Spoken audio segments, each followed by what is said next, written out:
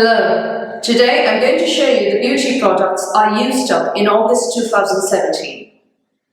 First up, the cleanser. This is the Carmia Herb Oil Cleansing Gel. It's a Korean brand. It is the second best oil cleanser I've tried after the Alpha Rage Age Delay Cleansing Oil. It's more like a balm than an oil as such. It's more like, you know how coconut oil becomes sort of semi-solid when the weather is cold, sort of turns a bit white. That's what it was like. It was great, one-step makeup removal, no complaints at all, including when removing waterproof mascara. Will I repurchase? No, because I prefer the Alpha Rage Age Delay Cleansing Oil.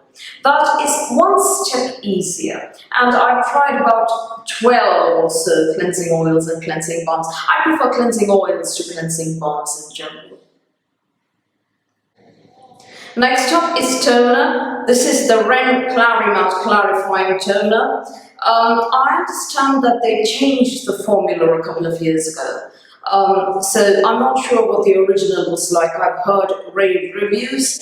I didn't love this. It reminded me of Ole Henriksen's Grease Relief Tonic. It was alright, I suppose. I mean, it didn't do much for the sebum or for my acne or clogged pores. So, I will not be repurchasing this. Vitamin C is next. This is the Hylamide C25 Booster. Now, my absolute favorite vitamin C is the Hero Project's Vit C30, which is 30% L-ascorbic acid. This is 25% L-ascorbic acid. The thing is, I finished a bottle of the Hero Project's Vit C30 and placed an order for 2 bottles. Unfortunately, there was a huge delay in the postal system, so it did not arrive until it was too late, until the bottle was fully over. So I had to use this one up. It was alright. I mean, it was as good as OST, I suppose, OST C20. The Hero Project's Vit C is a step higher in terms of performance. There was quicker fading of post-inflammatory hyperpigmentation and acne scars on my face. The stinging was a bit more as well. I mean, the formula is after all stronger at 30%. So I will not be repurchasing the Hylamide C25 Booster. I do, however, have one more bottle because I bought 2 of these before I discovered the Hero Project's Vit C30. I'll probably be using this for travel or on days when my skin needs something milder after undergoing acne scar removal procedure, which is microneedling RF. Serum is next. I finished a bottle of the Mizon Original Energy Peptide 500. It was very runny, very lightweight. So what did it do? It plumped up the skin just a little bit that I could notice. So especially after undergoing microneedling RF and my skin was sort of depressed with all the grid marks. This improved matters a great deal. I've already repurchased another bottle. You know, there is just the one product from Mizon that I do not like. I love pretty much everything else from the brand. As to the one product that I do not like from Mizon, I'll be talking about this in this very video. Just a few minutes. Stay tuned. The next product I finished up is facial oil. This is the Pi Bioregenerate Rosehip Oil. The reason the stopper is a bit dirty is because I had finished it up earlier this month and put it in a bag with all the other empties, and it sort of got a bit dirty from there. Now, this is my absolute favorite rosehip oil. Yes, that includes the Ordinary's rosehip oil as well. This one is definitely better. Now, rosehip oil is a form of retinol. I mean, it contains some kind of very mild retinol. It is excellent at soothing your face overnight. Generally, after undergoing microneedling RF, I would just apply this and the next morning my face wouldn't be too bad. So, will I be repurchasing Pi's rosehip oil?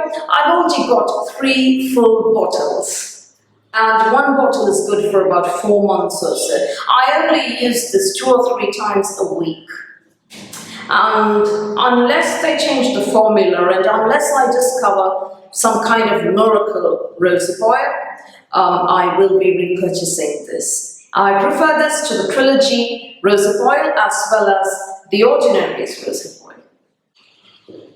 Now, I've loved every product I've tried from Korean skincare brand Mizon except for this one. This is the Mizon Snail Repair Eye Cream. It did absolutely nothing for me, and after applying this in my dry, under eye areas, particularly on my dark circles, I would wake up the following morning to find that the product had actually clogged in lumps, which was ugh. So I will not be repurchasing this. This remains till date the only Mizon product that I do not like.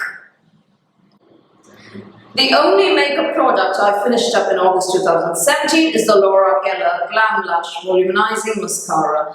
Not my favorite mascara, don't get me wrong, I love Laura Geller, I love the lipsticks, I love the eyeshadows, I love the sunscreen primer, but this mascara did nothing for my peach fuzz eyelashes. Yeah, they're just peach fuzz, believe me. When I wear mascara, my eyelashes generally look like yours, yes you, like yours do without mascara. So that's how bad they are. So this did absolutely nothing, and in honesty, I haven't used this up, it's dried up. Dry as a bone. So I will not be repurchasing this. Now, I used up a very unique kind of sheet mask this month. This is the Hollywood Orchid Enzyme Pack. So it contains these little pouches. The first one had a powder and the second had a sort of cream. And you mix them both up, I suppose, and put it on the face and then leave it on for a while before going to bed. That's what I did, because the instructions are all in Japanese. And I didn't understand a word of it. And I had thrown away the product card because this had come in the No Makeup, No Life box. There's an unboxing video somewhere on my channel and on my blog as well. So I had thrown away the product card very foolishly. So I had no idea what to do with it. There's some illustrations as well, and they don't really show much except that you've got to roll up the pouch like a cheroot. Anyway, long story short, didn't love it, didn't do much for my skin, didn't do anything the next morning when I woke up. So I will not be repurchasing this. Now let's move on to the bath and body products I used up in August 2017. I finished 2 hand creams this month. The first is Dr. Hauschka and the second is from Cowshed. I loved both equally. I would consider repurchasing them if I did not have oodles and oodles of hand creams in my stash. They were both lovely for softening up dry and chapped hands and for removing reptilian skin. Finally, I used up a body lotion. This is the Grace Cold Body Cream in Magnolia and Vanilla.